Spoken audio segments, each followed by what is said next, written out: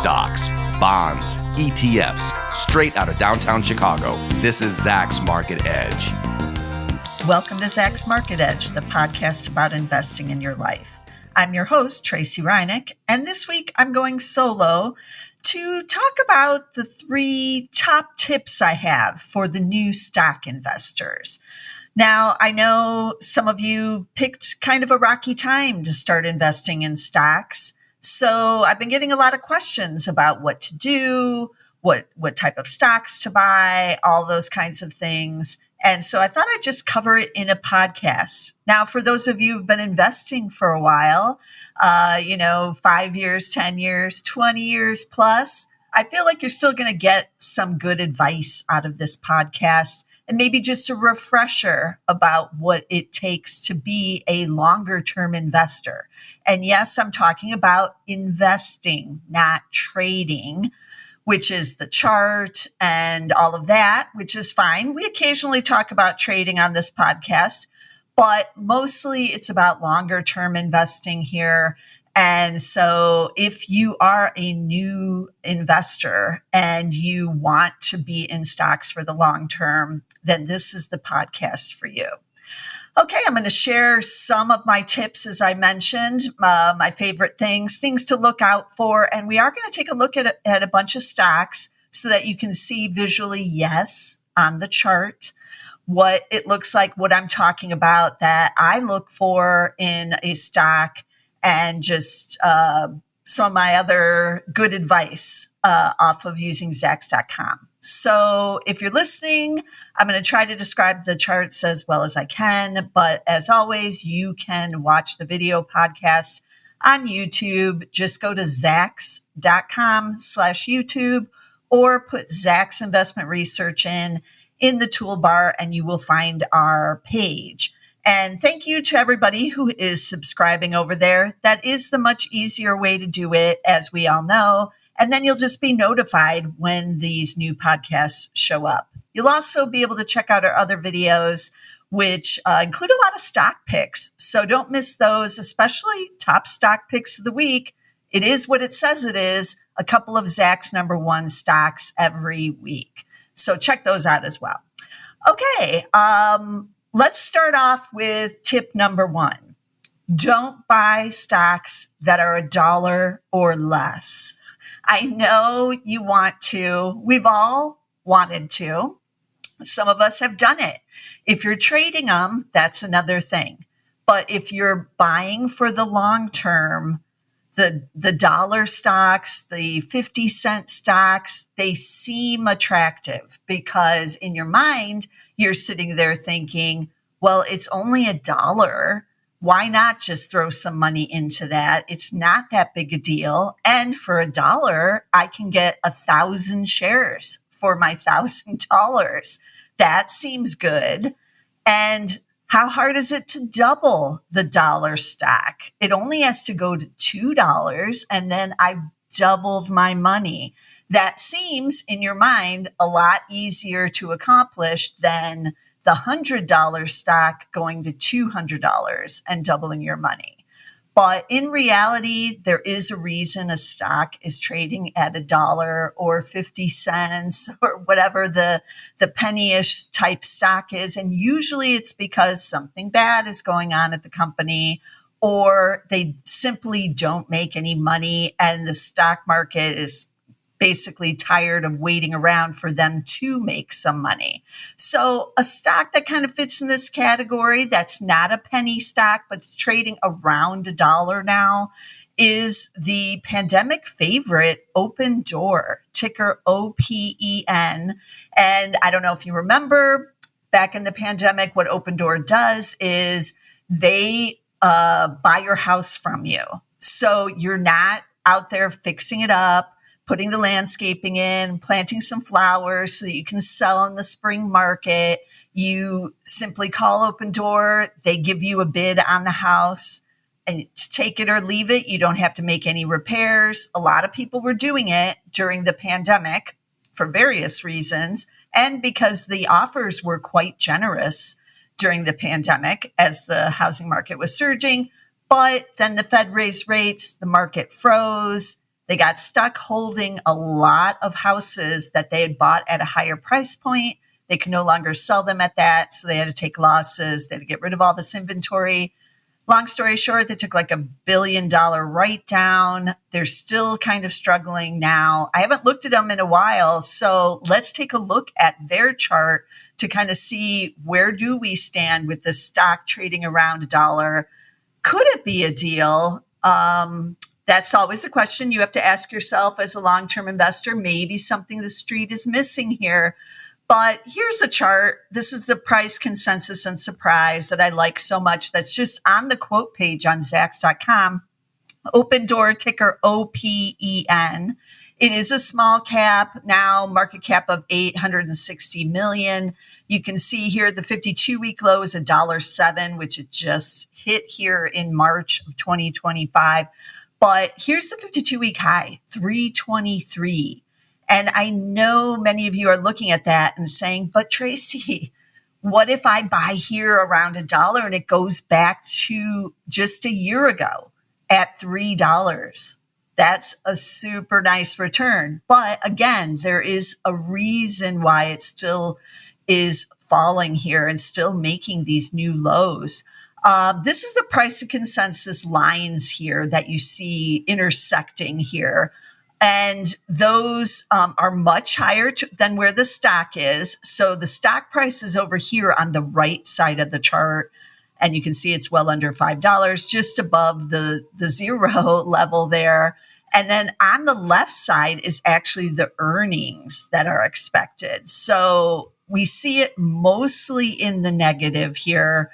It's got a little bit up at the top, a little bit of range to try to bust out and make some money. But so far, it's still in the negative. And you can see, because this does go back to 2022, and that's when the Fed raised. And then you can see those price consensus line drop there. And then they've been in the negative ever since.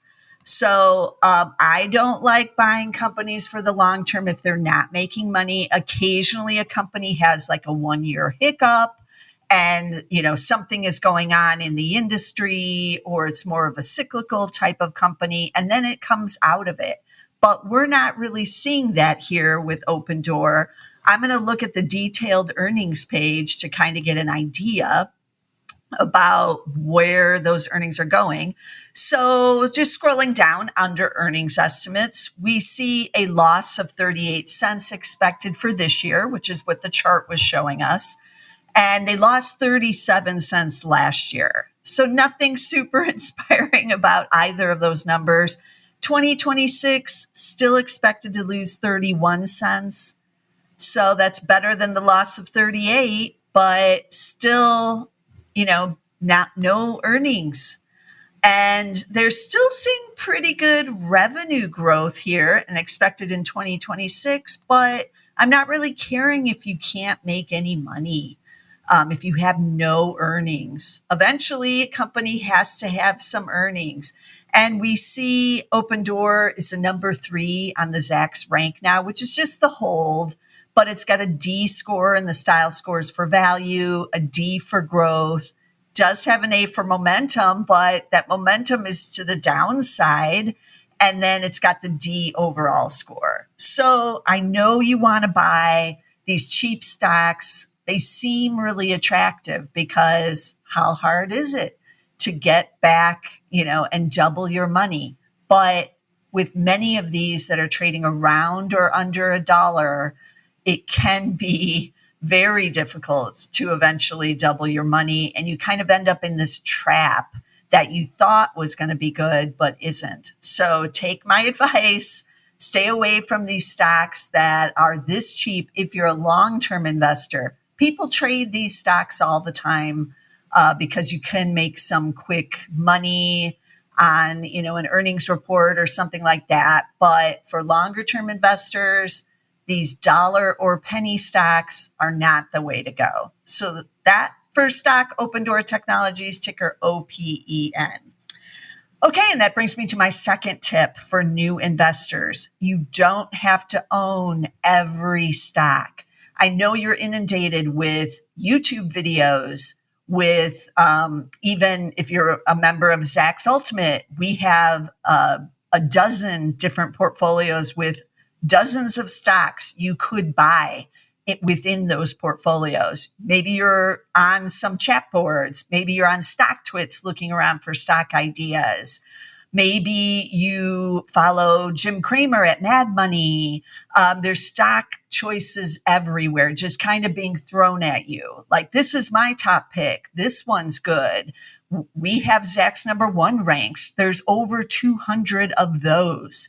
So it can get a little overwhelming thinking, I have to buy all of these. I need to own all of the Mag 7. Well, that is 7 stocks. That doesn't seem so bad. But you can just buy the ETF instead and get all 7. That's a lot easier. And I do recommend ETFs for new investors because it gets you exposure faster. And I know many new investors are a little bit eager to get into some trades, especially if there's a rally going on right now. We're kind of going the other way in a bit of a correction. So maybe the eagerness to get in isn't so great right now. But when things are soaring in a certain industry, an area, or all of the Mag 7s are hitting new highs, that kind of thing, you really don't want to wait around to accumulate positions in each of these. So an ETF can kind of scratch that itch and get you into some of these trades quick. Now, an easy way to do the Mag 7 is the Mag 7 ETF. I think it's just MAGS, MAGS. But I also recommend the bigger, broader indexes. You could do the S&P 500 to get big cap stocks. That will give you a lot of exposure to the Mag 7. They are the biggest chunk of the S&P 500 now.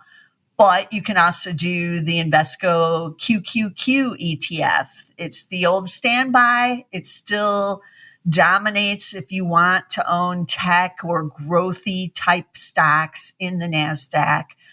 And that one is ticker QQQ. So check that one out. I think they also have a mini one if it's too expensive now and you're like, I don't want to, I only have, couple $100 a month to invest right now. I don't want to put it all into just the QQQs. There is, I'm bringing it up right now, the Invesco 100 ETF, but the mini one, it holds the same stocks. It works the same way, but this one is ticker QQQM as in Mary.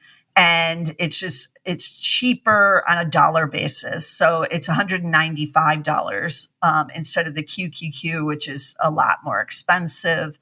And so this might be an easier way if you're only investing, a couple $100 a month to start accumulating a position in this one, the QQQM. So that's just my advice. You don't need to own 50 stocks. You don't need to own 100 stocks. Once you own 100 stocks, you might as well just own one of these indexes, right? Like, there's no real point in holding that many individual stocks. Now, they've done studies of what makes a good diverse portfolio. And in those studies, they've shown that anywhere from 10 to 20 stocks can help you withstand some blowouts per se in some individual sectors or industries, or even just an individual stock. That's really what you're guarding against with diversification. So if you own a bank and the banks are having a banking crisis, it's only a small percentage of your overall portfolio. So even if something were to happen and that crashes down, the rest of their portfolio should, hold up fairly well if it's just limited to that industry.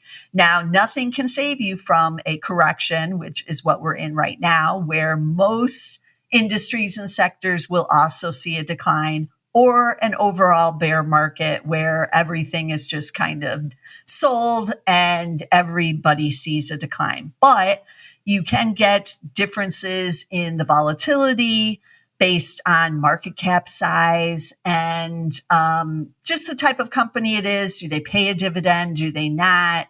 You'll get some of these stocks that are just not as responsive to sell-offs as others, more of the defensive plays, as they call them.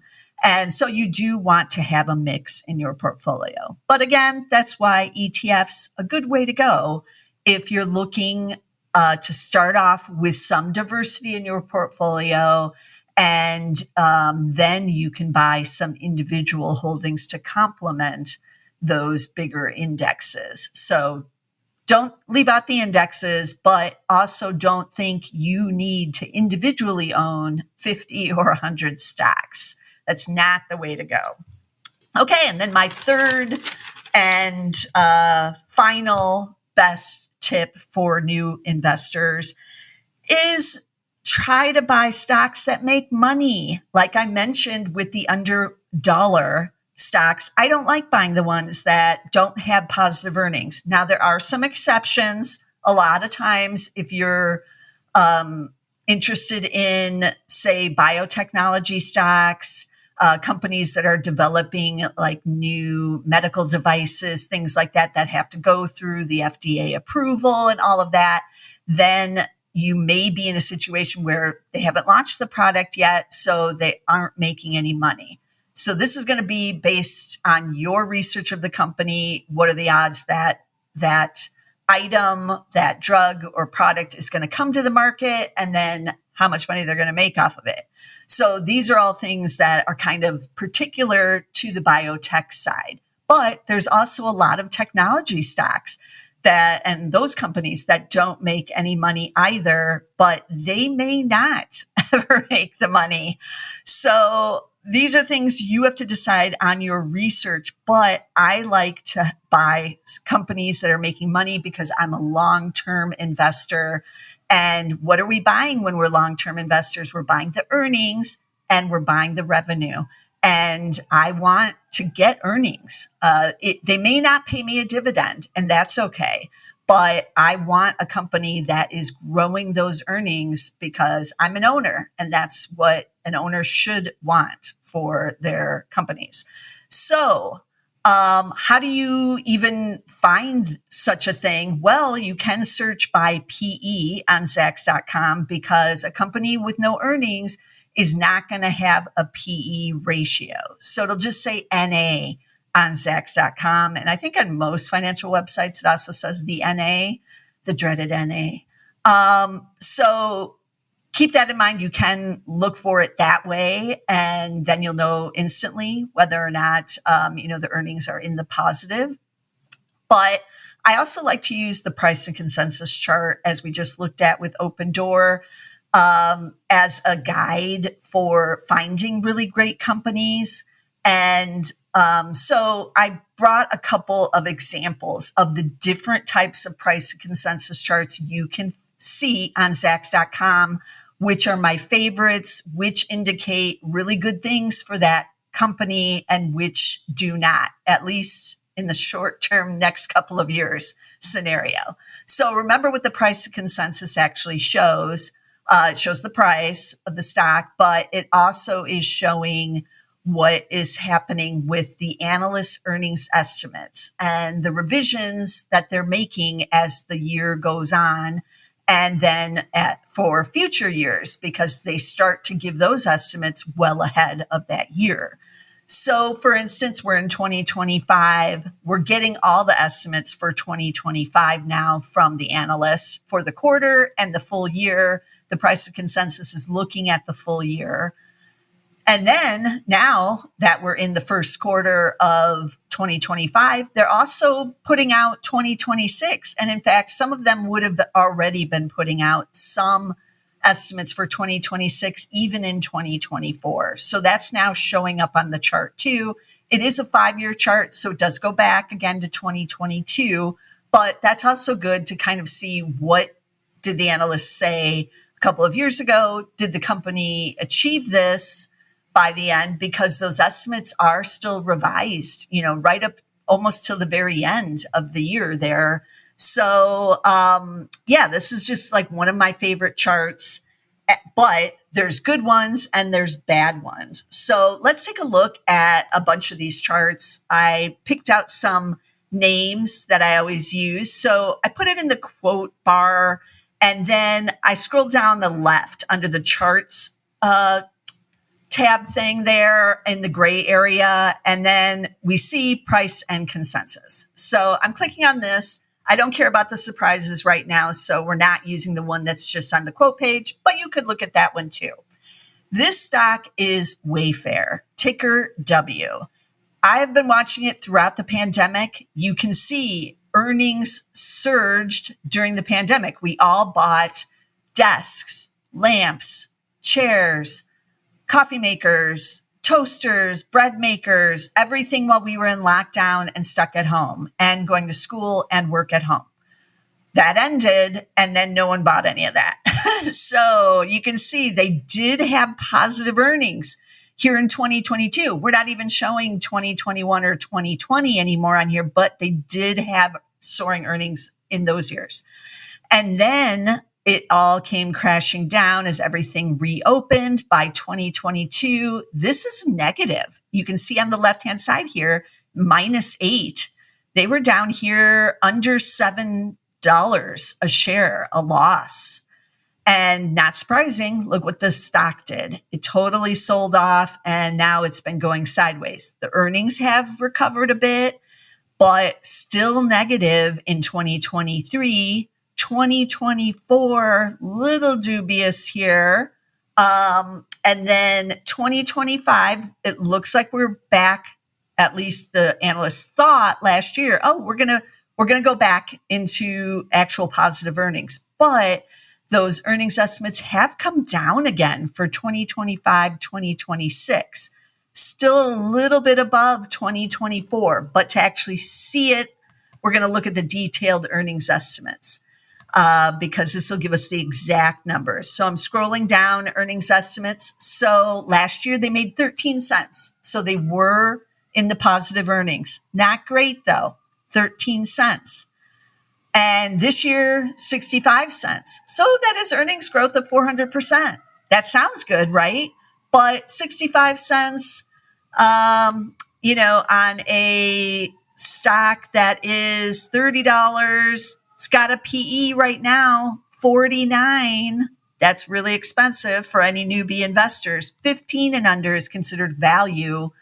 The overall market is trading right now anywhere between 20 and 24 times. That's considered expensive for the S&P 500, actually. And this is at 49. So this is very expensive. You're paying 49 times for that 65 cents. And then next year, another nice rebound to $1.55. So that's looking good. Looking at what the analysts are thinking, they have been raising in the last couple of days. So that's a good sign. But it's kind of mixed, some up, some down, but a little bit of recovery here. This isn't terrible. Like I said, I want companies that are making money. They are now back to making money, but it's still a very expensive stock. And I'm still not liking that I have to pay this much for this kind of small earnings for a company of this size. So Wayfair, it's not been my favorite for many, many years because they sell a lot. As you can see, look at the almost 12 billion in sales this year. That's not small, but they really just don't make anything off of these sales. And so I don't like companies like that, but this is why we're looking at the price and consensus chart and what that chart is showing to us. So that's Wayfair, ticker W. Let's look at a reverse story where the earnings are surging because things are good over at the company. AppLovin, this is one of the hot ones, ticker APP. It has pulled dramatically off of its highs. But it is still a Zacks #1 rank. So something good must be going on there. Let's look at the price to consensus because that's key. Like we want to look at that almost immediately. And the price to consensus chart for this one is one that I do like as an investor. So it's up and to the right, But in recent years, it's been more dramatic. So it's like sharply going up now. So something has changed in the business where, hey, they're really hitting their stride. And now we're really seeing quick earnings growth year over year. So this is a very attractive chart. And now the shares, as you can see on here, are down pretty dramatically from over $500 to under $300 in 2025, trying to recover a little bit here. But what I like about it is the analysts here for 2025 and 2026, unlike with Wayfair, are still, pretty bullish here and seemingly are not cutting here even after the last earnings report. So we would know if they were cutting just based on this chart, if this tan line was curving down. And if this blue line for 2025 was also starting to curve down, but instead we're kind of up and then flattish there. So let's look at the detailed estimates to see if this is confirmed over there and what the analysts actually are doing. Yeah, pretty much. Nobody's cutting. Last 60 days, we have 7 that have raised, and for this year, and 6 for next year. So that's pretty much what the chart is projecting. 51% earnings growth for this year, 687 versus 453 last year, and then 942 expected for 26. Now, why the pullback then, you ask? Well, it's probably valuations. It still is a PE of 44. That's pretty pricey up there. Wayfair was at 49. But this has come way down now that the stock is sold off. So it's a little more attractive here, but still pricey. And we'll see if we get even more of a pullback or if this is going to be cheap enough for some growth investors to get in. But this is the kind of price consensus chart I like to see with a company that has developed something new, some kind of new product. Something new is taking off, and you see a chart like this. It's very similar to what NVIDIA's was like right when it started seeing the AI revolution 2 years ago. So let's move on from that one, though, to what is my ultimate favorite on the price to consensus chart. AppLovin is a good chart. I like that type of chart a lot, but it usually does represent a really hot stock. This chart from Chipotle Mexican Grill, CMG is the ticker on this one, is what every investor, long-term investors, look for. It's steady, consistent, double-digit growth. Nothing stops it. It's, again, very consistent, and it just does its thing, and you love it. You love it as an investor. And these are somewhat rare to find, but Chipotle has been doing this year for year, even through the pandemic. So ticker again, CMG. I'm scrolling down. There it is. This is the type of chart every investor wants. So when I see this and I'm looking around for a stock, I think, maybe I should investigate this one a little bit more, because not only are they telegraphing to the analysts about what they're going to do for the future years, they're actually doing it. So this is the double whammy combination. And you can see, interestingly, the stock has had several years where it's just kind of stalled out. I feel like some of that was based on valuation, even though earnings still continues to go up.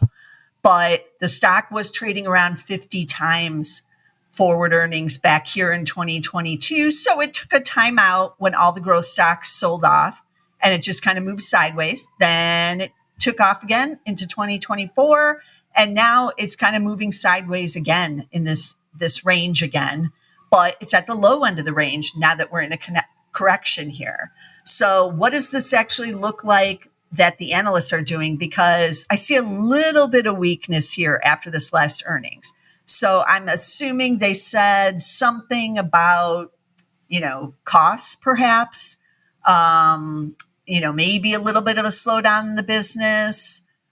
I don't know, because I did not listen to this conference call, but something had the analysts maybe a little too bullish, but nothing terrible because it's not falling off a cliff.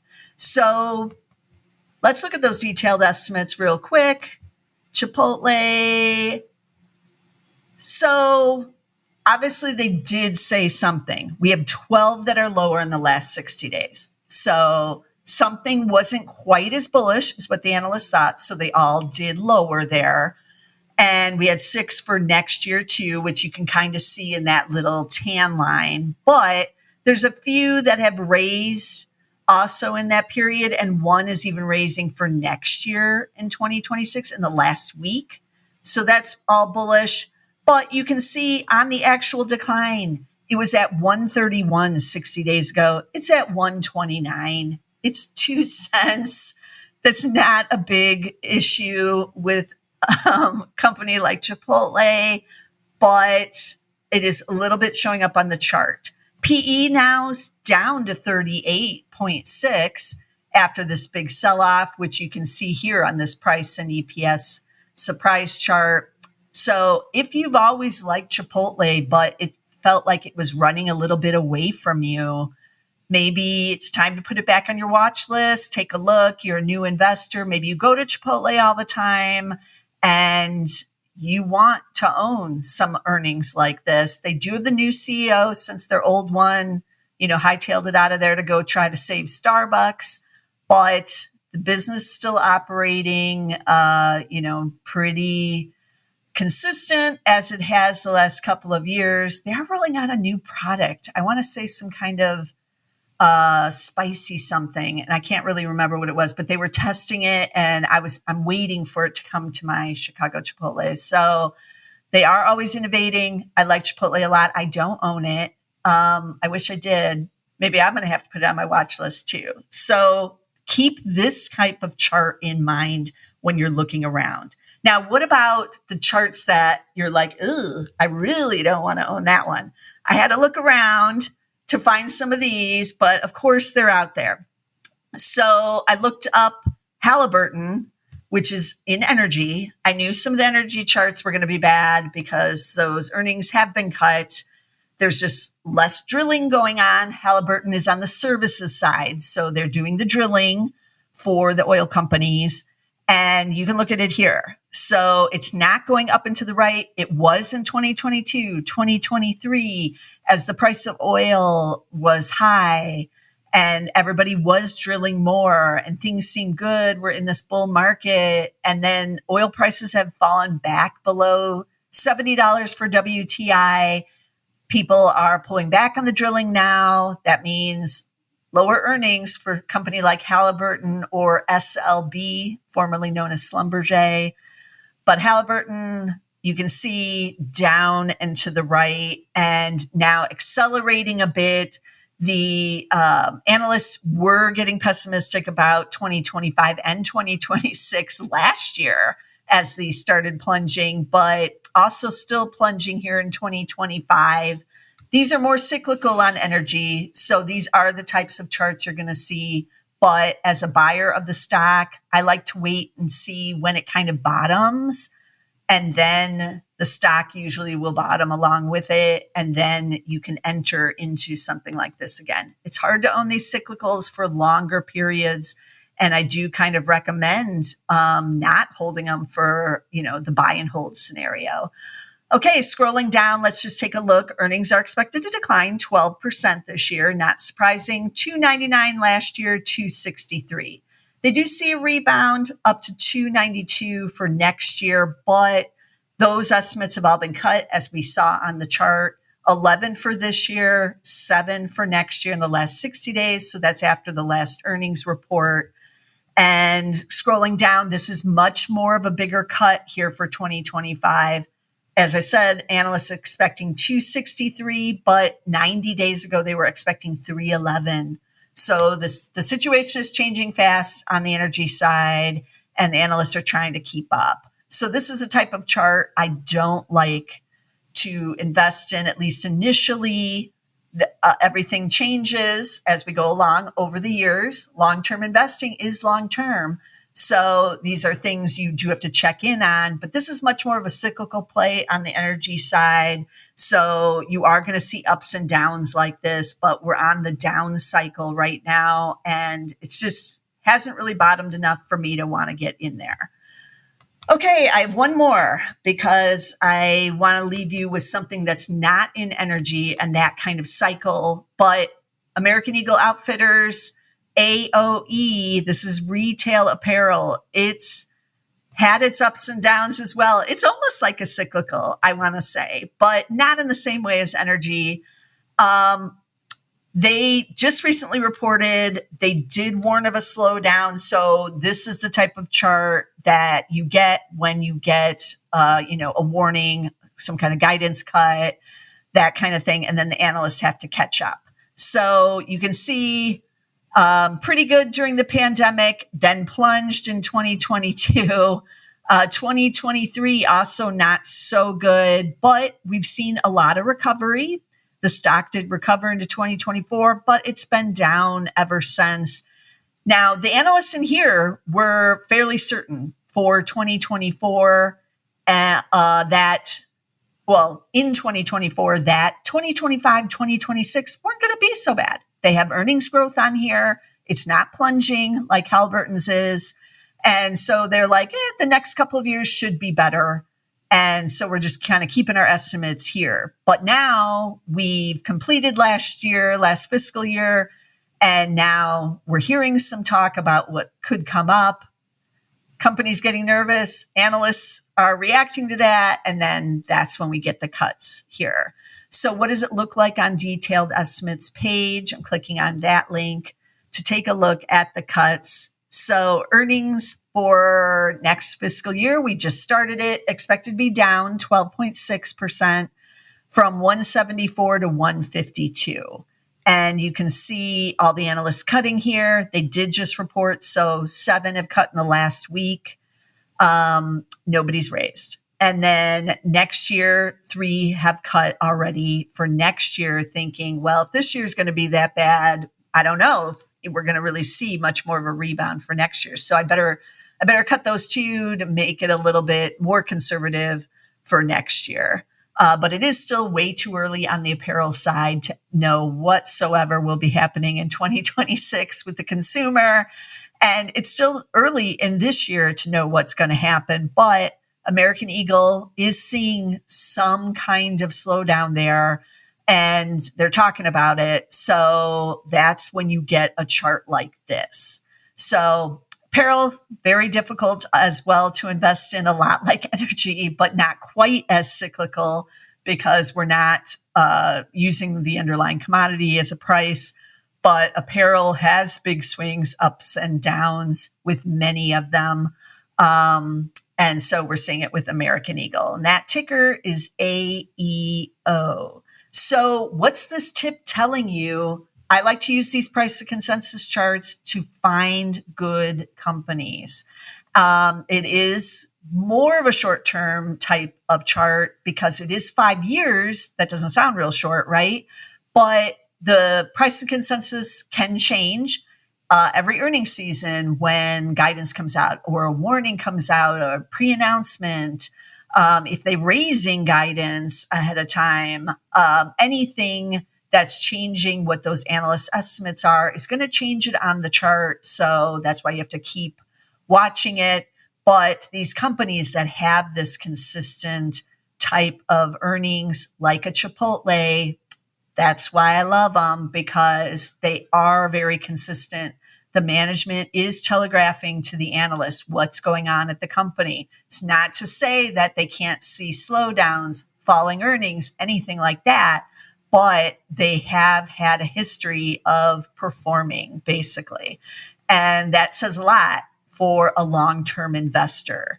Doesn't take away all the risks, as we know, but it does give you a good quality company there. So let me recap the top tips for any of you new investors. Remember, don't buy that dollar stock. Just don't do it. I know some of you are like, it's just for fun. Okay, fine. Do one, but don't let that dominate your whole portfolio. Buy good quality companies that have earnings. Tip number 2, you don't need to own 50 or 100 stocks. You can start off with an ETF that'll buy the group so that you're in the trade. You can buy niche ETFs too. You don't have to just buy the big index. So if you want those Mag 7s and you want them like right now, you can buy the ETF for that. So keep the ETFs in mind. Keep your portfolio under control, under 50 stocks. No one can track all 50 stocks and know what's going on at all those companies. You simply cannot, nor should you need to. So keep a smaller portfolio.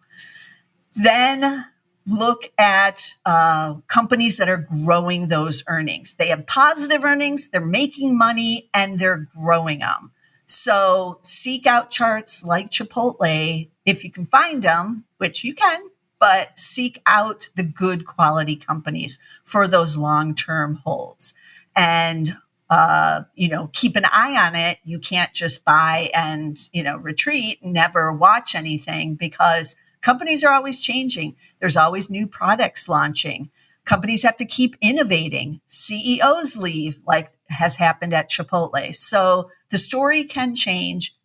Keep watching your companies always, and but stay in there and try to find the companies that you believe will be outperforming several years from now, because that's key as well. It's not just about right now in 2025, but where this company can grow over the next, 5 to 10 years.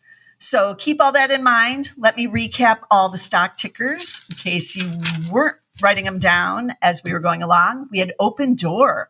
That was one that's trading around $1. It looks like it's going back into the positive on earnings a little bit. Oh no, that was Wayfair. Sorry. Open Door is still not positive on the earnings. Keep that in mind. And it's trading around the $1. So ticker OPEN. Then we had the index QQQs, QQQ, or QQQM if you want to get the same thing, but it's a little bit cheaper. So you can buy more of those shares.